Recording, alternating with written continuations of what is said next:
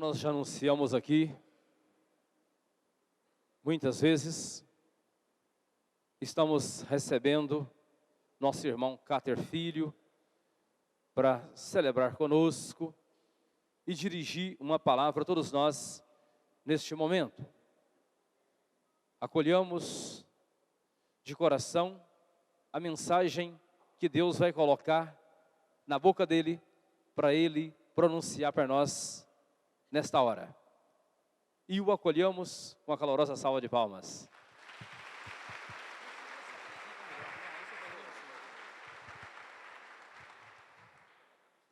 Boa noite.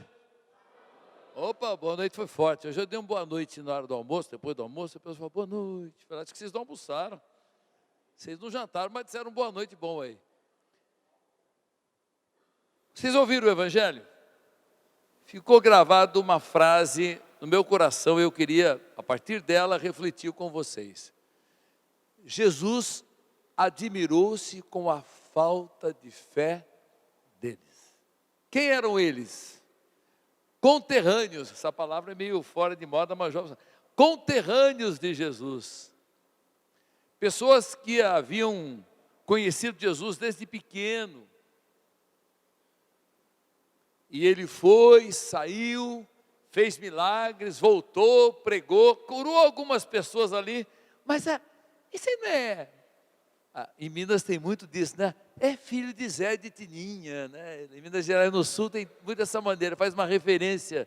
Ele não é o filho de José, de Maria.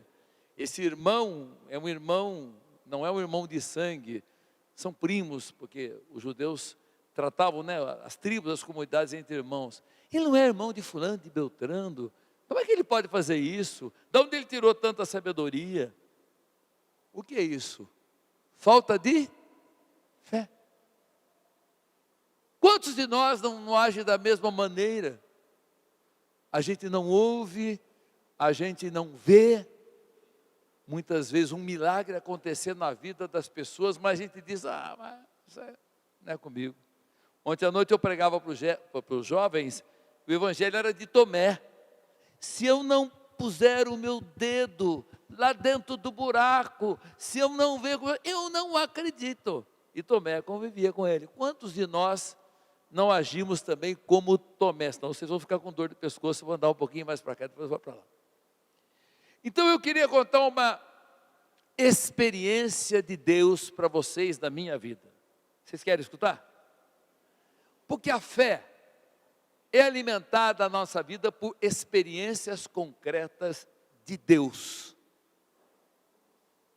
E eu também, como qualquer cristão, sou um homem que tenho dúvidas, tive dúvidas, duvidei, mas eu sempre, curiosamente, corri atrás. E a melhor maneira da gente sedimentar a nossa fé é experimentar esse Deus que a gente não vê com os olhos, que a gente não apalpa, que a gente não toca, que nessa menina linda aqui, mas que a gente sente em nosso coração. Há 31 anos atrás, eu já era um católico praticante, e a missa,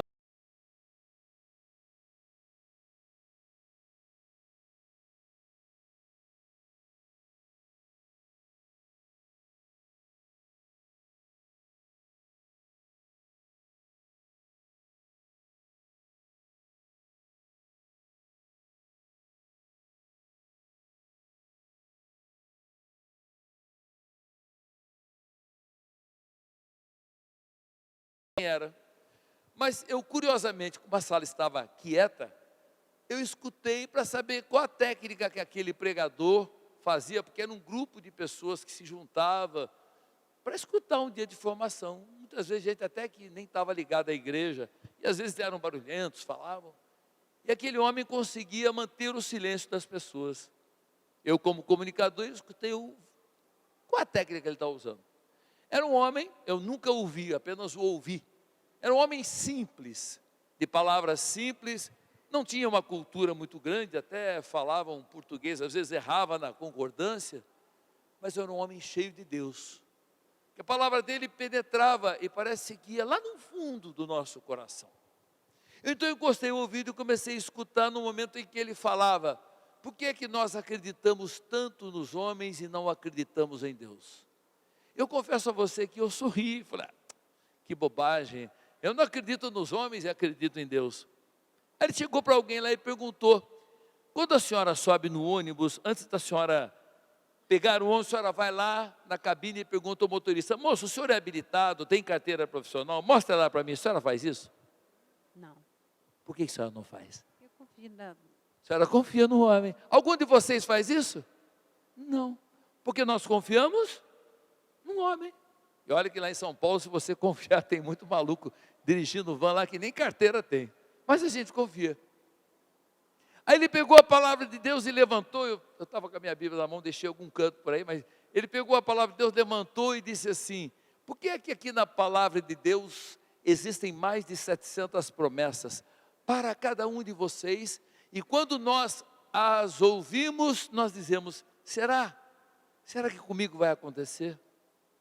Aí, minha irmã, naquele dia, naquele momento, naquela hora, eu vesti a carapuça, porque Deus estava falando para mim. Eu era uma pessoa daquela. Eu pregava muito, eu fazia parte da renovação, pregava muito em grupo de oração, era um pregador muito querido, as pessoas gostavam das minhas reflexões. Eu ia no grupo, pregava, sentava no cantinho ali, depois tinha música, louvor, e alguém vinha, um irmão pegava o microfone e testemunhava uma graça. E eu ouvia, dizia lá no silêncio do meu coração: por que a graça sempre cai na casa do vizinho e não cai na minha? Porque sempre há alguém para testemunhar uma graça e eu não tenho. Eu sou fiel a Deus, sou honesto. O que acontece? Talvez eu não me sentisse digno o suficiente para receber a graça de Deus. Talvez eu não acreditasse naquele poder maravilhoso de Deus. Talvez até eu duvidasse, como aqueles irmãos, aqueles amigos de Jesus duvidasse de que realmente aquilo era uma graça, a pessoa não estava inventando uma história. E esses pensamentos me envolviam com frequência nos grupos de oração. Então, quando aquele homem falou aquilo, ele falou para mim, e eu senti uma carapuça servindo. E ele disse: eu vou abrir a palavra de Deus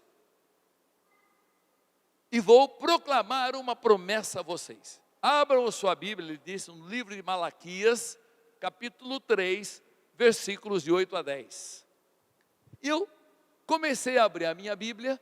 Confesso que até aquela data eu nem sabia que na Bíblia existia um livro chamado Malaquias. Eu conheci Ezequiel e tal. E enquanto eu procurava, ele disse assim: eu queria que vocês, ao proclamar essa palavra, não ouvissem mais a minha palavra, mas ouvissem a própria palavra de Deus, porque Deus não tem garganta, não tem boca. Deus, para falar, precisa da minha voz.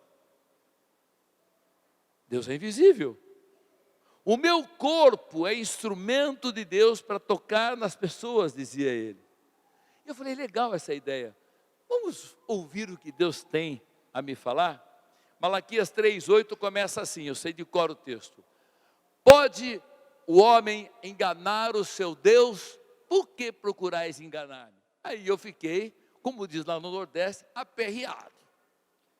Porque eu disse: mas eu engano você em quê? Sofia, minha esposa, trabalha no roubo.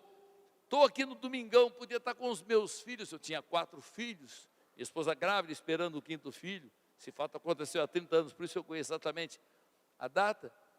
Sou fiel, infiel no quê? Enquanto eu pensava isso, o texto lá dentro continuou, ele lendo e Deus dizendo: e ainda perguntais, em que vos temos enganado? Aí eu tremi. Olha Deus respondendo para mim. Eu retruquei, ele respondeu. Aí eu falei: mas do quê? E o texto lá dentro disse: no pagamento dos dízimos e nas ofertas. Aí, minha irmã, não era mais uma carapuça, uma armadura, porque vestia até o calcanhar. Naquele tempo, se alguém me dissesse para dar dinheiro para o padre, cadê o padre? Eu dizia: ó, padre, aqui para você.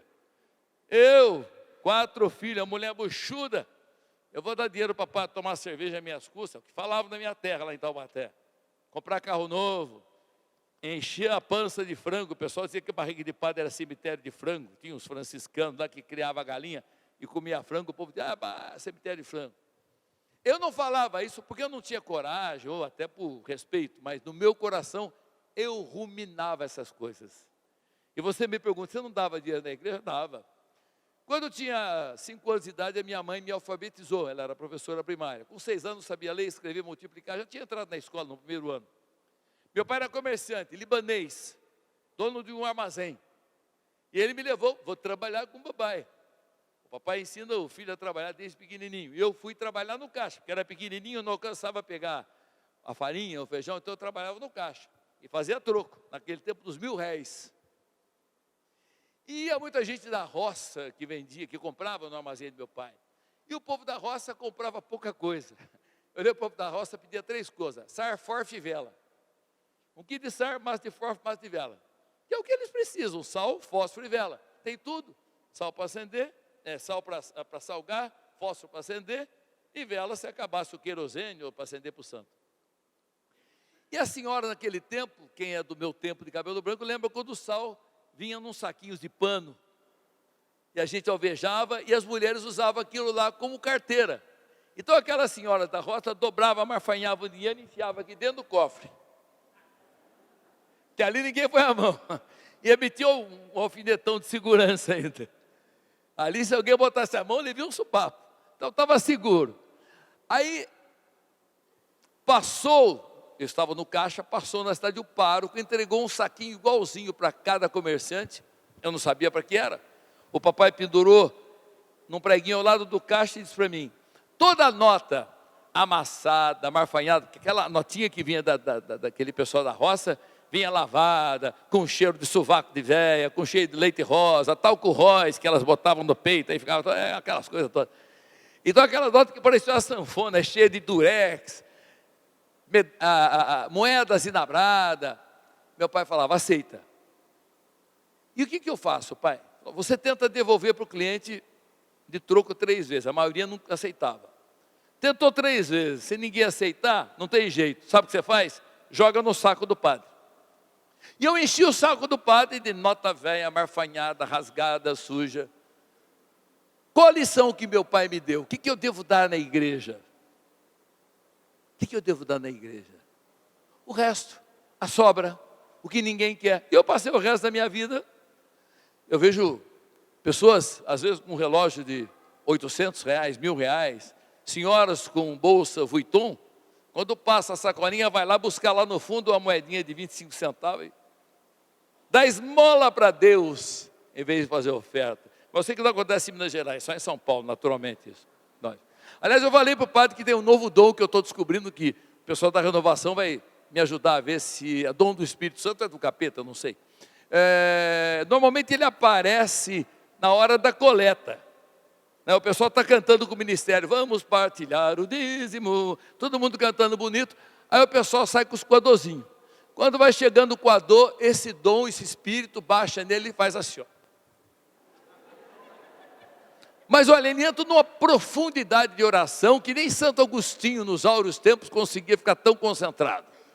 E ele fica naquela oração. Interessante é que é por um momento, porque passou o coador, ele volta a cantar: vamos partilhar.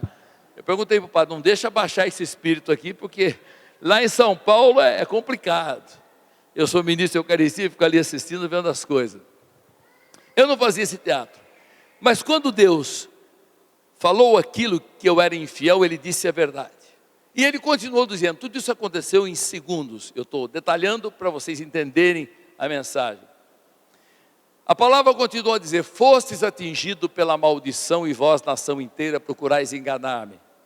E aquele homem que eu disse que era sábio disse: gente, vamos atualizar a palavra. Que nação é essa? Brasil, estado de São Paulo, cidade de Taubaté.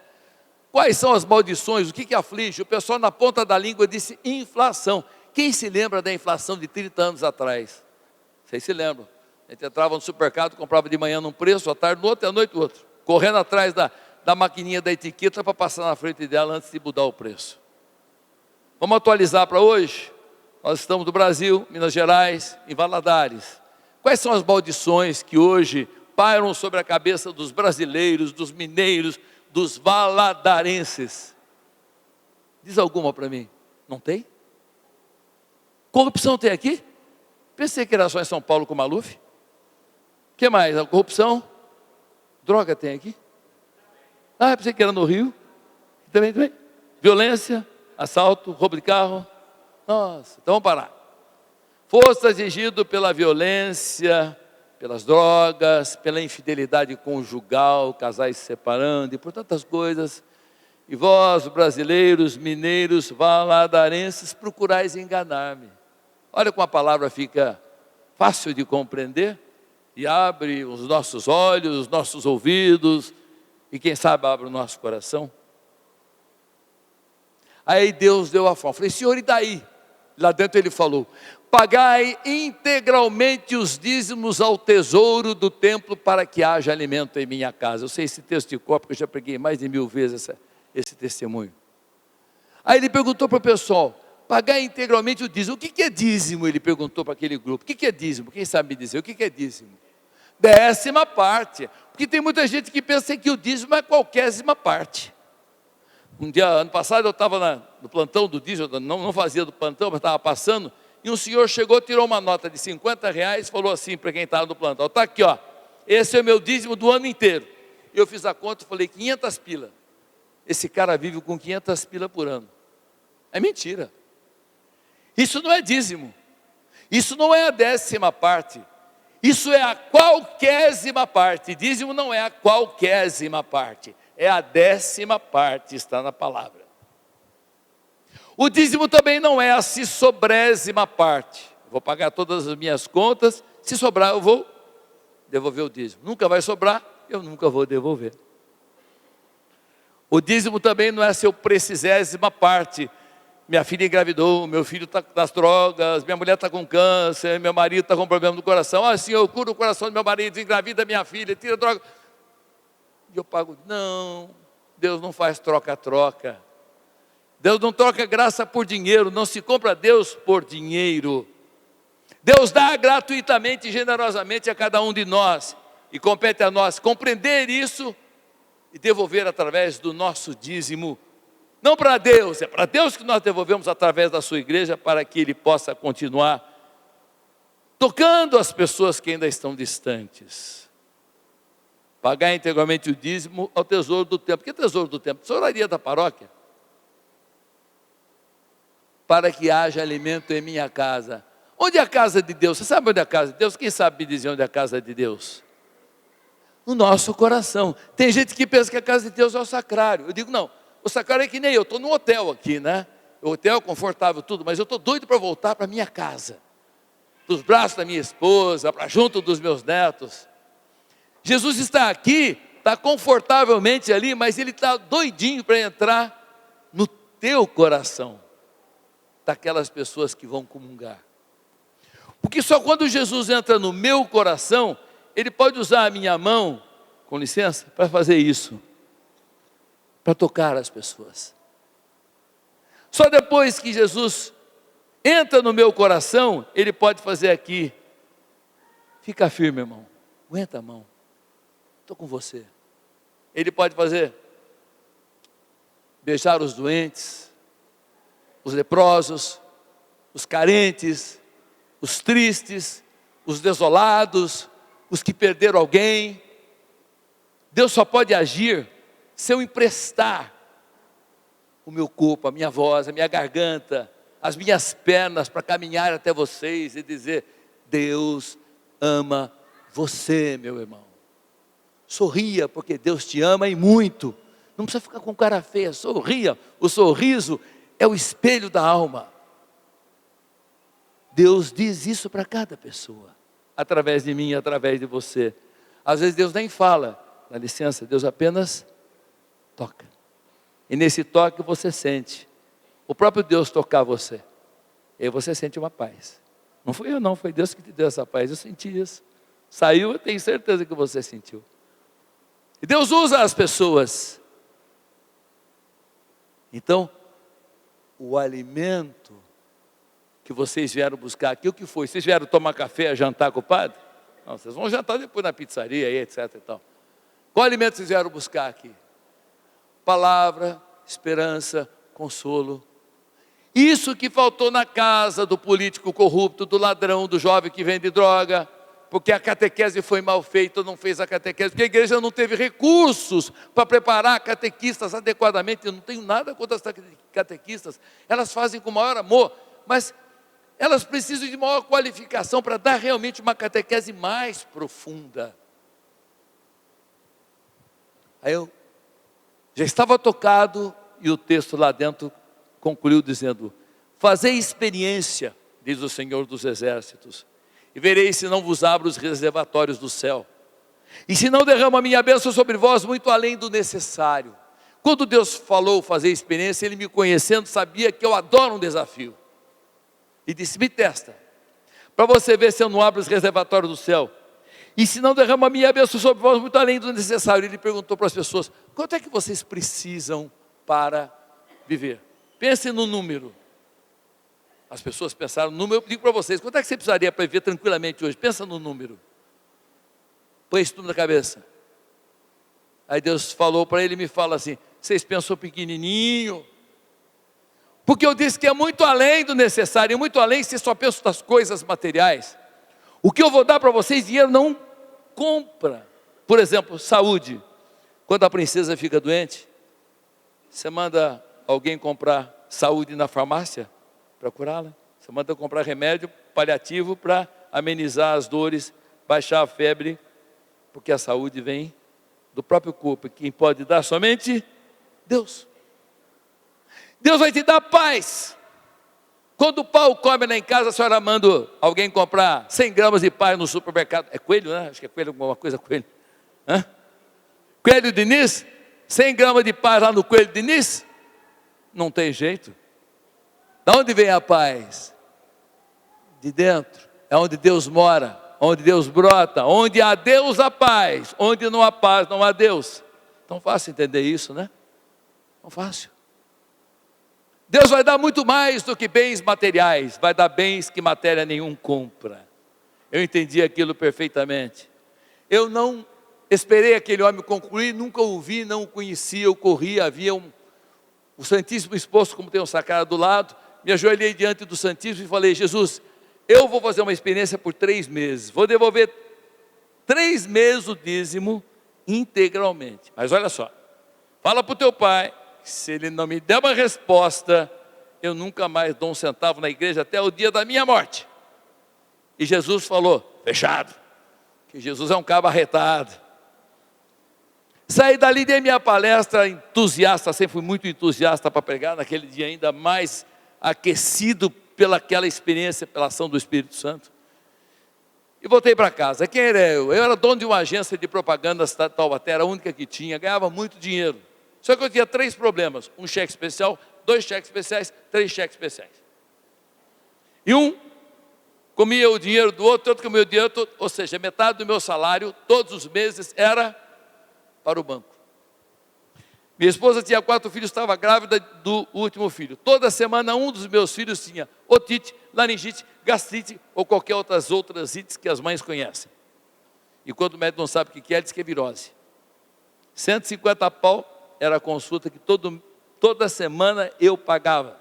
Saía que a consulta ia na farmácia, mas 100 pau de remédio, Bactrim, Sulfictrim, Fenergan, já sabia de cor a receita. E comprava uma caixinha de somalho para dormir. Toda a semana eu tinha esse gasto. Meu carro quebrava todo mês. Carrinho velho, todo mês, estava no mecânico, 150, 200 para consertar aquilo. Essa era a minha vida, até esse dia. No fim do mês eu recebi o cheque, a minha parte na sociedade. Era um cheque cheio de zero, que eu me lembro que a inflação era grande.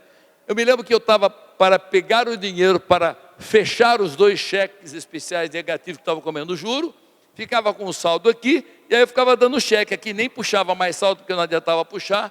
Quando estourava a conta, o gerente ligava, eu tirava daquele, aí estourava isso aqui, eu tirava do outro, aí ficava com as 3 negativadas, pagando o juro, e assim era a minha vida. Então, por mais que eu ganhasse dinheiro, eu estava sempre devendo, porque eu estava sempre pagando e trabalhando para banqueiros, de juros e mais juros, sobre juros e juros. Nesse mês eu estava na fila do banco para pegar o dinheiro, para fazer o depósito. Quando faltavam 2 pessoas, eu olhei para aquilo e pensei que com esse dinheiro eu viveria a vida inteira, viria tranquilo, sem nenhum problema até o fim do mês. Aí o homem lá em cima que fala no meu coração, ele tocou o telefone e falou: ei, meu filho, cadê o meu? Peraí, que seu? Já havia esquecido, né? A gente esquece, a gente vai para a igreja, escuta as coisas boas, mas depois sai ali na rua, qualquer coisa, o ventinho tira. Cadê o meu? Aí caiu a ficha, né? Eu falei: peraí, meus 10%. Você não falou que ia fazer experiência, tu disse, por 3 meses? É o primeiro mês. Falei: vou dar uma engabelada em Deus, né? Vou dar um chapéu em Deus. Olha o seguinte, Deus, não dá, olha aqui, estou meio estourado. Na segunda semana que eu fazia o depósito, já começava o gerente a me ligar. Se eu desse 10%, eu ia estourar na primeira semana. Aí Deus falou: meu filho, mas quem é que foi na minha casa, botou o dedo no nariz do meu filho e disse que ia fazer experiência? Falei: fui eu. E no primeiro desses, você já está vazando?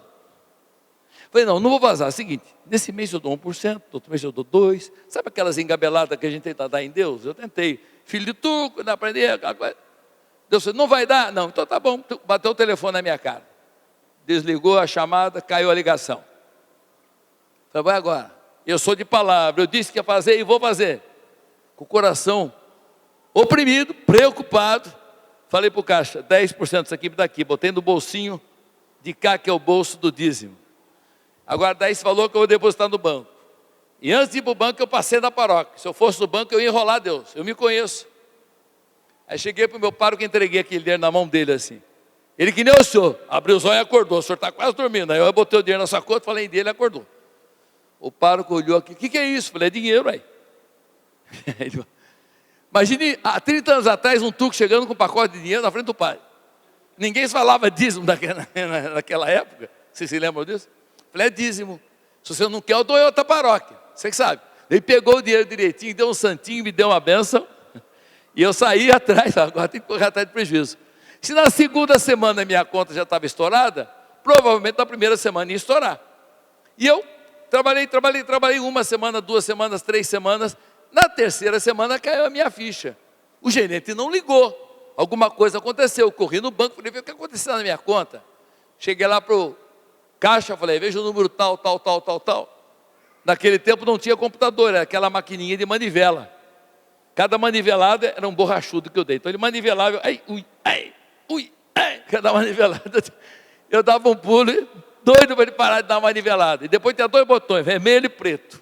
Preto era para quem tem saldo, vermelho para quem não tinha saldo. A minha conta não saía da festa de Pentecostes, vivia no vermelho.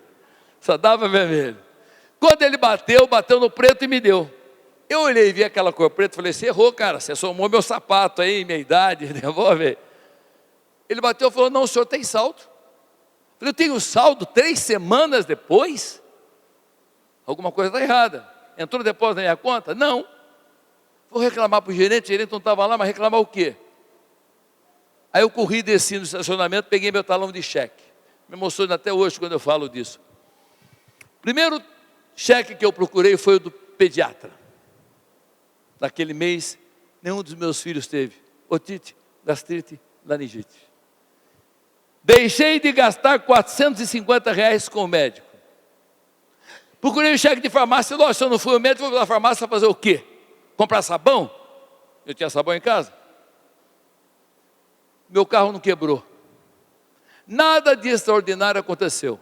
Eu tinha saldo. Era um saldo que, se eu me equilibrasse, dava para ir até o fim do mês. E, bingo, deu na mosca. No fim daquele mês, minha conta zerou. Sou administrador de empresa, formado em administração, especialista em marketing pela SPM, tenho curso de economia, tenho cursos, sou teólogo formado, mesmo curso de teologia que o padre fez. Enfim, tem vários cursos. Com o meu conhecimento humano, eu tentei arrumar a minha vida, não consegui.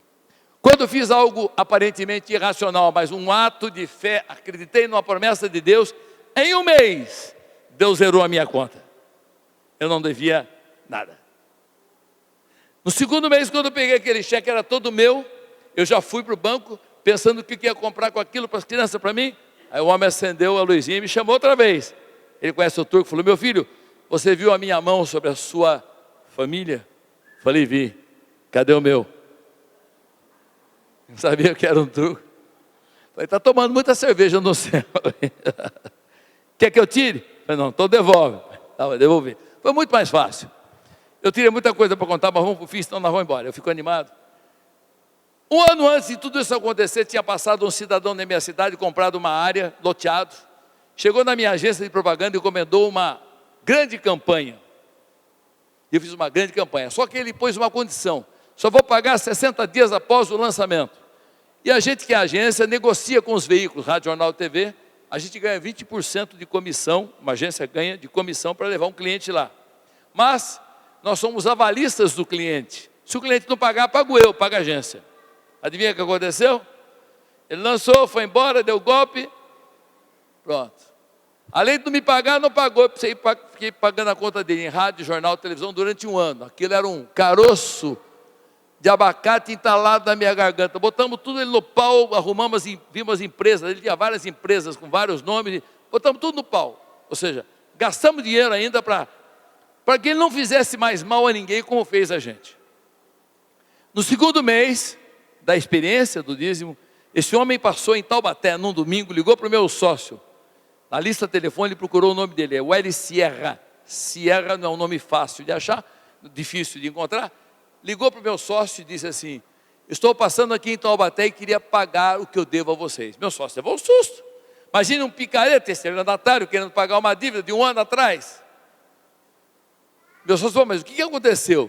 Falei: olha, faz 2 meses, coincidentemente faziam 2 meses que eu estava devolvendo o dízimo, uma coisa na minha cabeça faz assim: paga aquela conta, paga aquela conta, paga aquela conta, como se fosse uma goteira.